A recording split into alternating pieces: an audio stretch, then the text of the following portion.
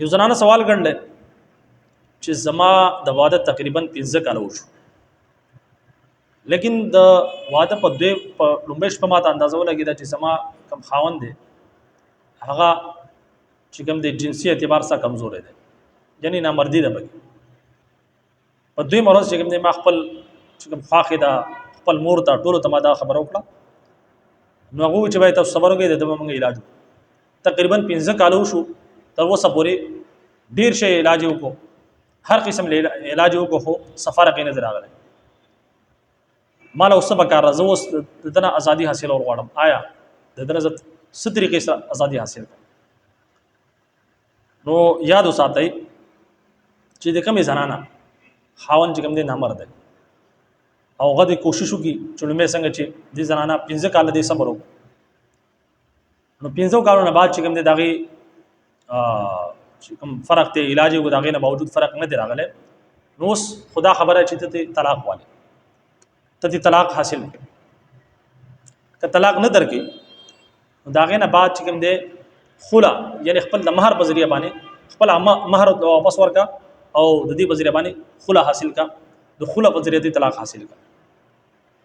که چېرې دې ته نه تیارېږي نو بیا درېیم سټیپ دی چې بیا عدالت ته به لاړ شي، عدالت کې به کیس دایر کړي او د طلاق فسخ نکاح په حواله سره کې چې زما خاوند مالا طلاق نه راکړي، زما خاوند چې کوم دی هغه نامرد دی.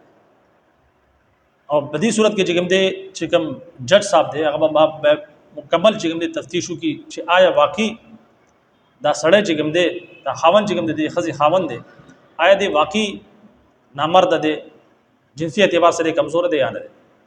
مکمل تحقیق نه بعد چې کوم دی هغه بیا یو کال ټیم دله ورکړي چې یو کال بیا هم ستا سره شته، یو کال بیا هم ستا سره شته چې ته خپل علاج وکړي.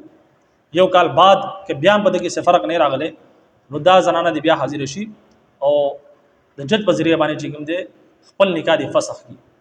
یعنی بیا کده طلاق نه درکې نو بیا چې کوم دی یو کال بعد چې کوم دی د مکمل تفتیش نه بعد داسې نه چې سړی صحیح روغي او جج چې کوم دی طلاق ورکړي، داسې نو مکمل تحقیق نه بعد چې جج هم چې کوم دی مکمل د دې خبرې تفتیش وکړي، مکمل دغه چې کوم رپورټونه دی هغه وګوري، د هغې نه بعد چې کوم دی بیا جج ته دا اختیار حاصل دی چې نکاح فسخ کړي، یعنی د دواړو په درمیان کې جدایي راولي او د هغې نه بعد چې کوم دی دا زنانه چې کوم دا به بیا څه کوي، دا به خپل 3 عدته چې کوم دی هغه تیر کړي، د هغې نه بعد چې کوم دی بیا مخې ته نکاح کولی شي. نو دا طریقه ده. نو چې څومره زنانه زمونږ چې کوم مسلمان زنانه دي د هغو سره داسې مسله درپېښ شي چې شوهر نامرد دی خاوند نامرد دی، نو د هغې دا طریقه ده لومړی ته طلاق حاصل کړي.